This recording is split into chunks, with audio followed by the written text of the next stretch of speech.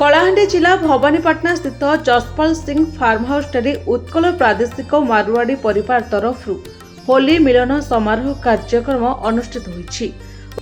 उक्त कार्यक्रम में उत्कल प्रादेशिक मारवाड़ी मंचर जिला सभापति श्रीयुक्त सुभाष चंद्र अग्रवाल, श्री देव गुप्ता जोन उपनिर्वाचन अधिकारी, श्री किशोर अग्रवाल जोन संपादक, श्री लालचंद चौधरी जिला संपादक, श्री राजकुमार अग्रवाल जिला कोषाध्यक्ष, श्री नरेंद्र अग्रवाल भवानीपाटना शाखा सभापति, श्री हनुमान प्रसाद अग्रवाल अतिरिक्त निर्वाचन अधिकारी, श्री श्रवण अग्रवाल एडवोकेट जिला उपनिर्वाचन अधिकारी, श्री जय भगवान जैन जिला उपनिर्वाचन अधिकारी एवं श्री ललित अग्रवाल जिला उपनिर्वाचन अधिकारी अध्यक्षतार अनुष्ठित यह बैठक जिला सभापति श्री सुभाष चंद्र अग्रवाल एवं जोन रिपोर्टिंग अधिकारी श्री देव गुप्ता एवं श्री किशोर अग्रवाल द्वारा 2 वर्ष पर आरंभ होईछि।